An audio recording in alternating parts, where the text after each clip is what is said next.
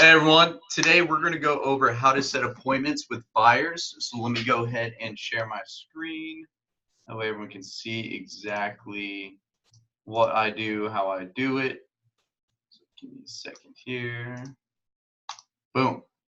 All right, so whenever someone's joining the company or anything that we've given already, everyone actually already has this document that I've got.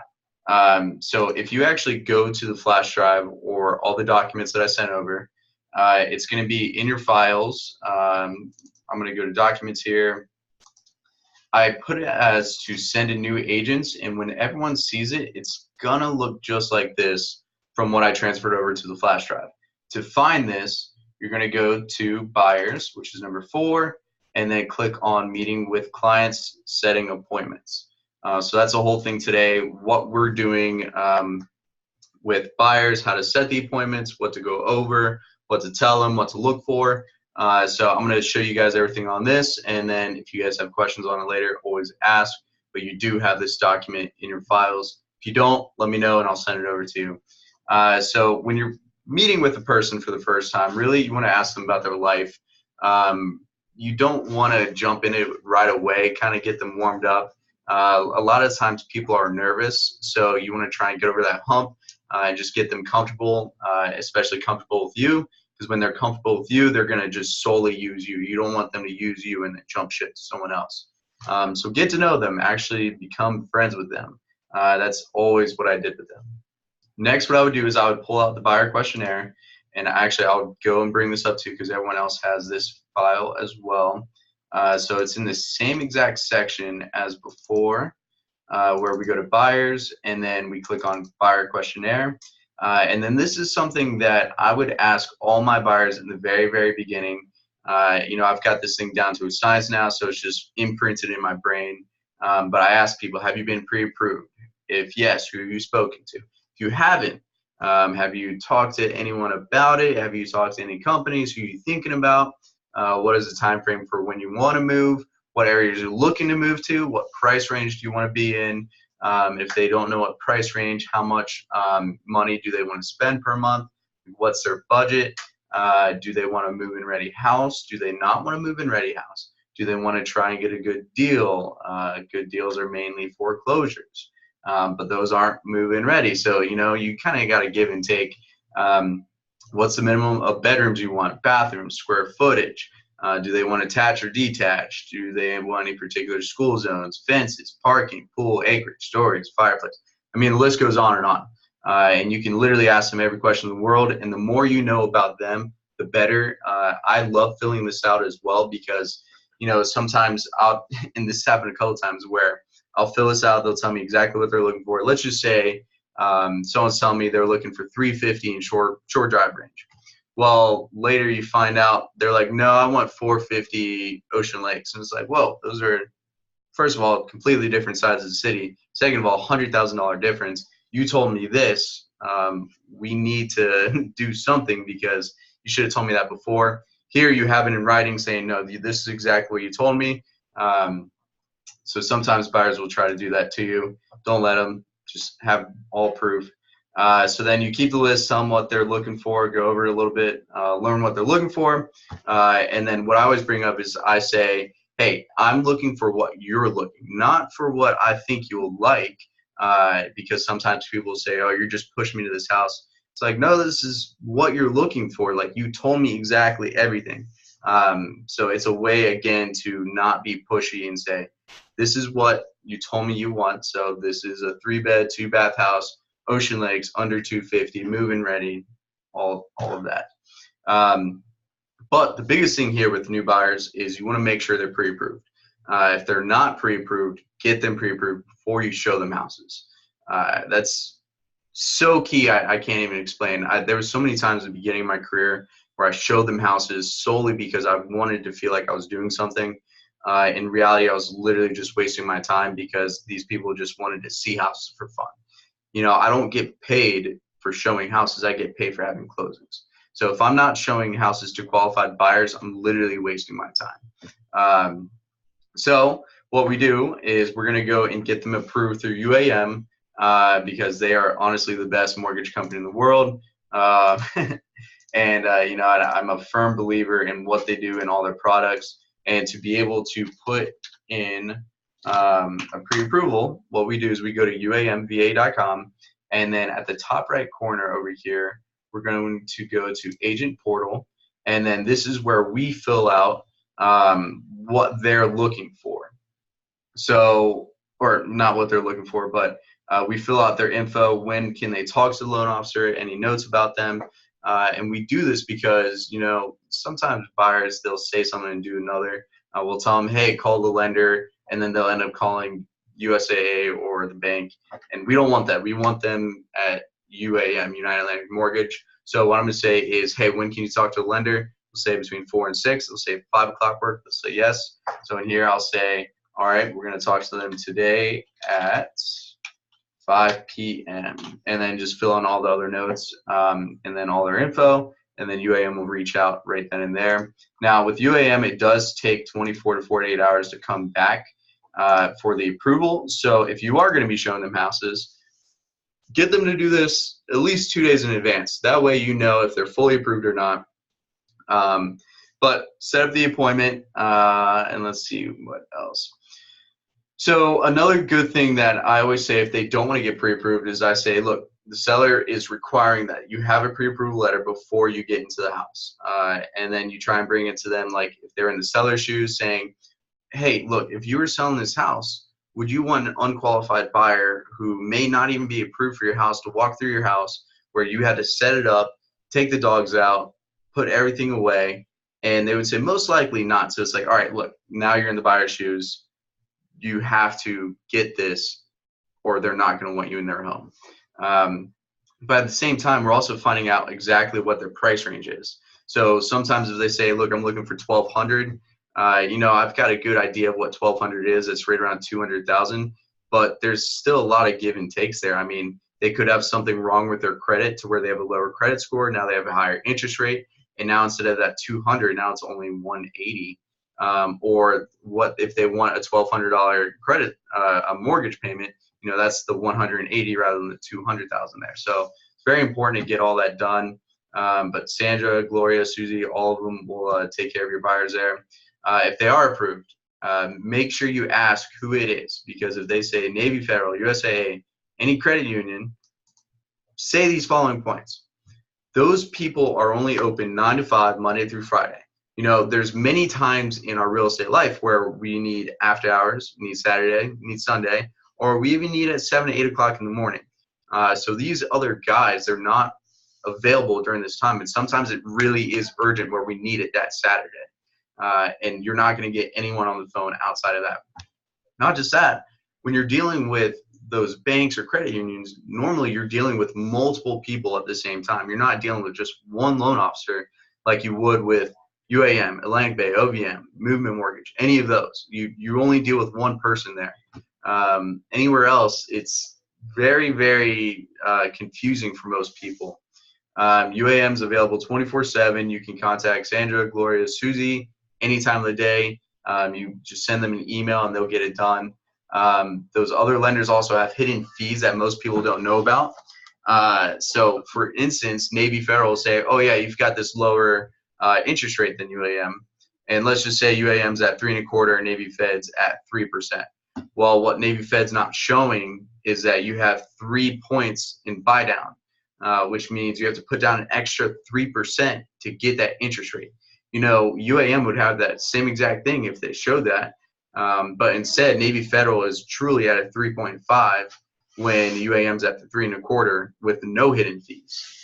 Navy Fed just likes to show that they're better when in reality they're not at first. So you always want to watch out for those hidden fees. It's truly unbelievable. I had one buyer one time where, and this is about 1.5 years ago, where UAM came in at 3 3.75. Navy Fed came in at 3.65. So obviously they wanted Navy Fed. I sent that. What do you call it?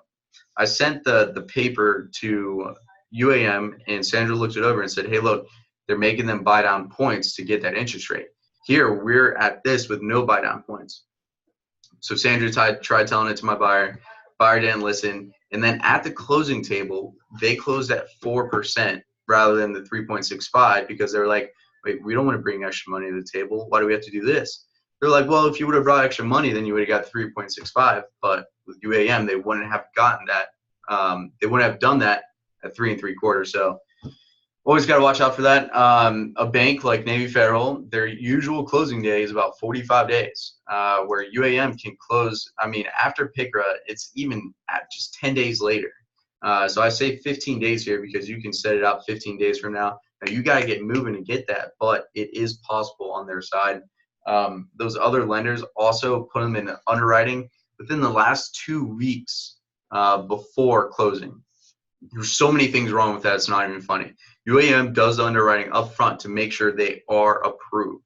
You know, these other lenders with them doing it in the last 2 weeks makes no sense because you can say, yeah, you're approved because like OVM, Navy Fed and all that will say, yeah, you're approved instantly without doing the underwriting. You put a house under contract, 3 weeks in, closing's supposed to be next week, and then OVM calls up saying, hey, your buyer's no longer approved. We're sorry, good luck. And that's all they do. And that's solely because they didn't put the underwriting up front. They never do. They never will. UAM does that so we avoid that problem. So that is very, very bad. Let's see. If they say an actual mortgage company like Atlantic Bay OVM, Southern Trust, so not a credit union or a bank, you know, just ask if they want a second opinion because just say, hey, look, UAM can usually beat any other company out there. You know, if they're offering you 3.5 and UAM comes in at 3 1/4, you know how much you're going to save over the life of the loan. Not just that, you'll save money over time. You'll save money every month, and then you'll also save what is it? Down payment. No, and then you also get more purchase power as well. So there's a lot of benefits with just getting a second opinion, and it doesn't hurt. It's not going to pull their credit a second time. As long as they get their credit run from another lender within 30 days, they can get it run as many times with another lender without them actually hitting them. So I always encourage them to do that. It's like, look, just get a second opinion. It's not going to hurt you whatsoever. You've already gotten the hard hit, so might as well just get a second opinion and see if we can save you money. So then once you're done going over the buyer questionnaire, actually input it into the MLS. So I always have my laptop with me. That way I can do it right then and there. And just say if it's very specific, like 10 houses, mess around with it a little bit and see if you can get it up to like 15, 20 houses.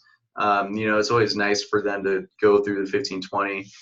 So I always go about 10,000 above their max price just to see what's out there. I would hate to see a house that's $1,000 more than what they told me, and then I didn't find it because I didn't put the search up to it.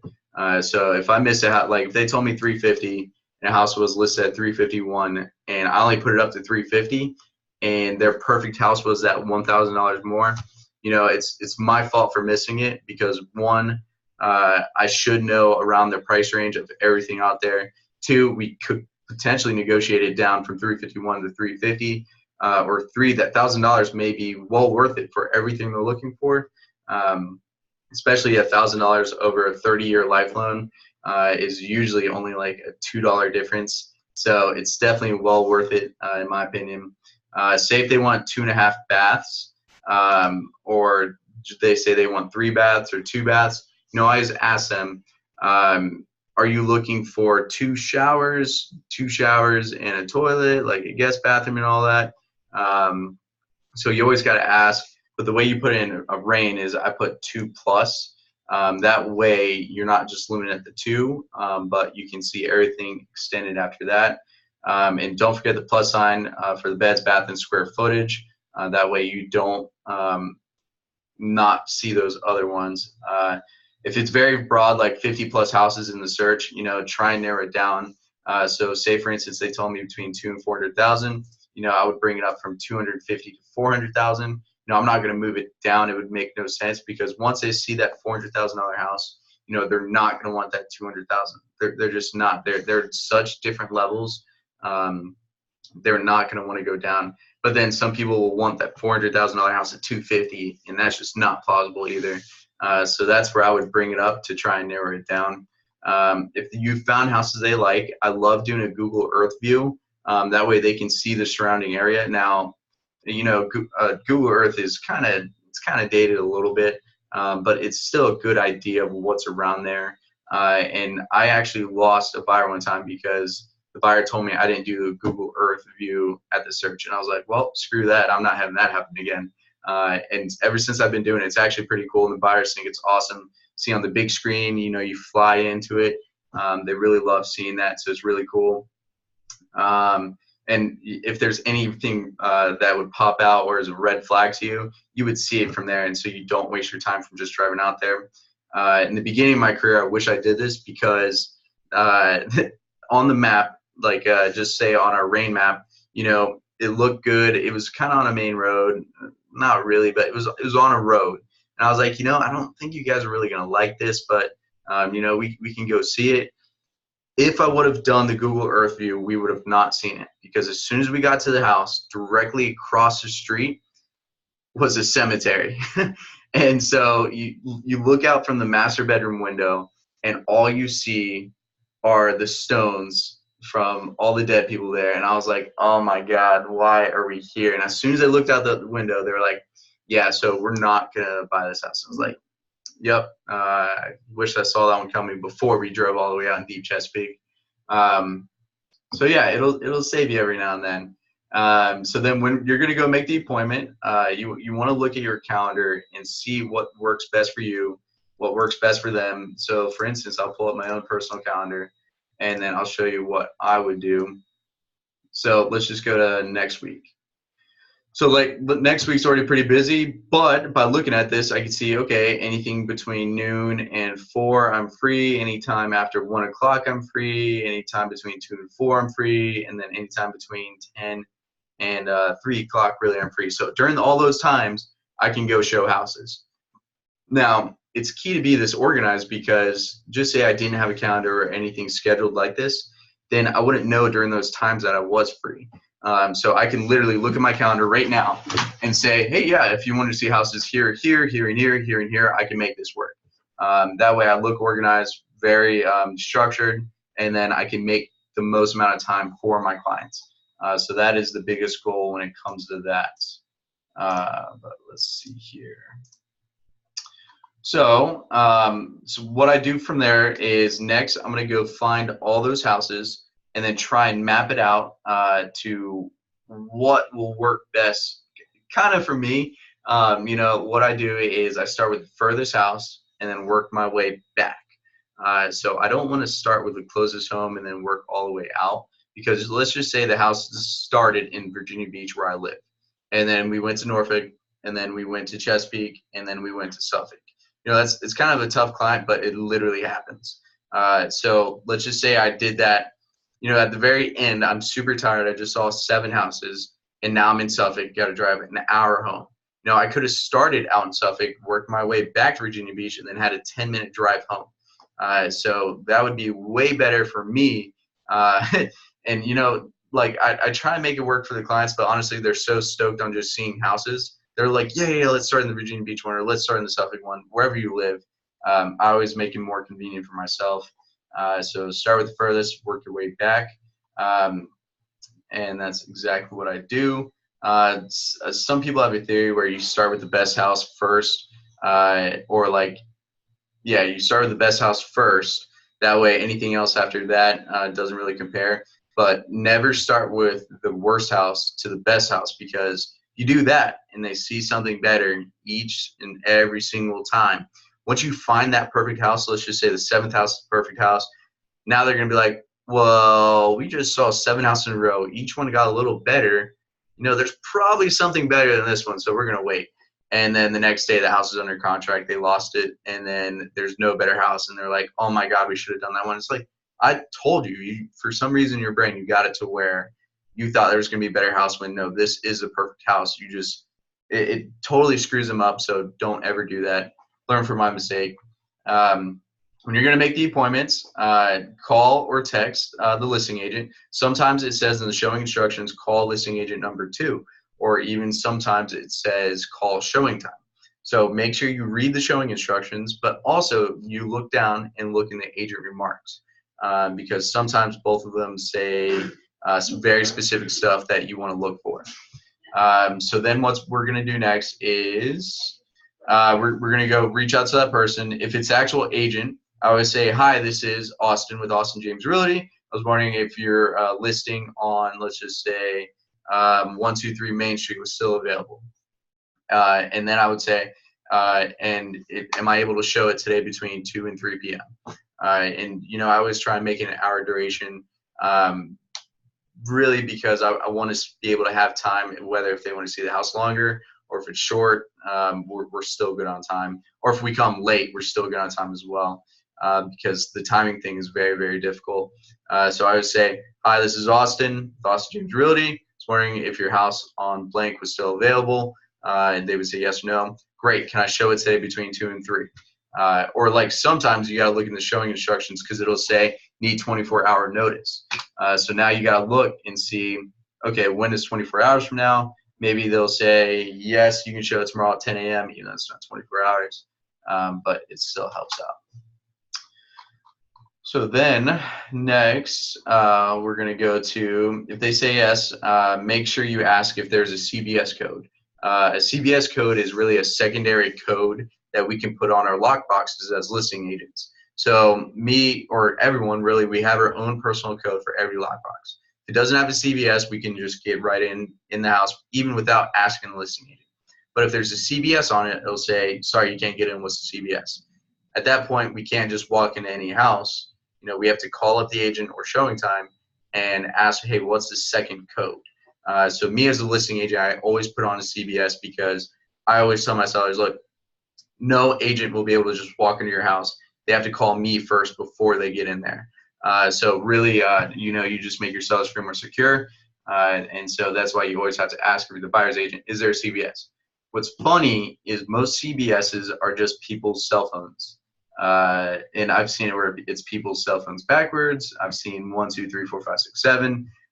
So it's always pretty funny. If you don't know it, they said there's a CBS. Before you try calling them, you can almost just try their cell phone, and probably 75% of the time it'll work. If it doesn't, call them up, ask for it real quick. But what I do is whenever there's a CBS, I always write it on the listing saying CBS, the 493-1582. That way when I'm pulling out my, I have my paper out, my phone, I could plug in the CBS as well, just looking at the paper rather than going through my phone or going through the text trying to find it.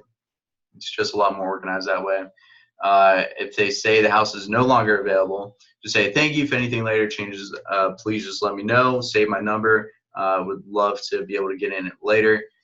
So that's in case if it falls through during home inspection, or just say if it's they're just say family's in town for a couple of days. Just say, can I see it Saturday instead of Monday? Just always trying to ask them as many questions. Don't short yourself. Once all appointments are confirmed and set, let the client know your itinerary and where you're going to start. So sometimes it helps to write on a Microsoft Word. I would say, okay, 123 Main Street, VB between 4 and 5, Gold Lane between 4:30 and 5:30, Lucy Lou Drive between 5 and 6. That way I can see everything that is planned. That way they can see everything that's planned. And so then between the 7 houses, you know, they're not asking me, all right, what's the next one? What's the next one? So like, they know the next one. They know the times we're supposed to be there. That way we can stay on schedule and make sure we see all the houses. So take all of that, send it to them, shoot it a text, email, anything. Make sure you print out all the listings, or what I had recently started doing is I got an iPad. I screenshot all the listings. That way I can swipe between all the houses. It looks pretty cool. It's the Asian version.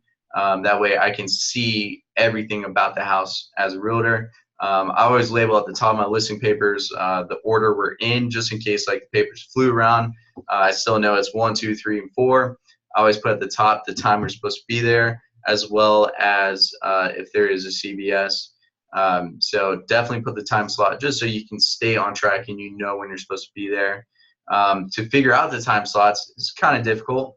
You know, I usually imagine that we're at each house for about 15 minutes. It's literally about the average. It seems long. It seems short. Honestly, it usually seems pretty quick when you're in there. but it's about 15 minutes. So then you're going to look at the second house, see how far it is, if it's a 5-minute drive.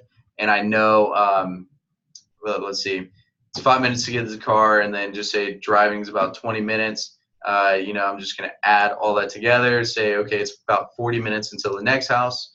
So if I started showing house at 2 p.m. for the first house, I would set my second house to be between, that would be 2 and 3. Always make an hour, that way you can always get there on time. But all that varies. Just know you're usually in the house between 15 minutes. Always try and look up how far the houses are. If it's 15, 20 minutes, or like if you're going from Virginia Beach to Suffolk, you better prep for that 40-minute drive. So always prep for that. Let's see. It does help sometimes if you print out the client full version to your clients. That way you can give them something to see. I don't always do that. 1, saving paper. 2, lazy. 3, I tell them everything when I'm there, so they don't always necessarily need it. And really, a lot of the times, I just see them fold it in half, either put it in their pocket or trash it. So honestly, it's not that important there. But at that point, you're ready to show. So once you're going to show the houses, don't forget your lockbox key, which is on your phone, so make sure your phone is charged. And then you're going to go up to the lockbox, pull up the app, put in your PIN number, and then CBS, put in the CBS, and then press the lockbox underneath. If it's contractor's lockbox, you just put in the code and open it up. Sometimes it's difficult on where the lockboxes are. They're not always on the front door, so make sure you try and scout that out before. But once you're inside the house, make them ask them questions, tell them everything about it. Be like, hey, this is a 3-bed, 2-bath house. They just replaced the roof. They just replaced everything else.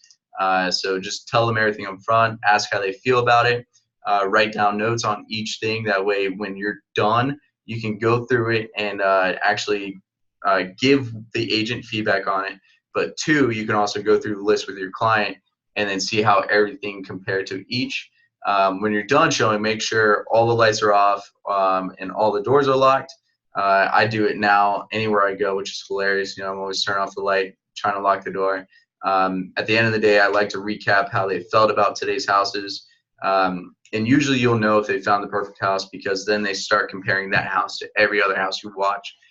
So in this market right now, it's absolutely madness. So if you guys like a house, you have to do it fast, because the good ones go quick. If you see the perfect house today, see it today. Don't wait. Tell your clients about today's market, and then you should be good from there. So if you guys had any more questions on this, I'm always happy to help. But that is it. That's all the time for today. So if you guys need anything, just reach out to James or I. Take care, guys.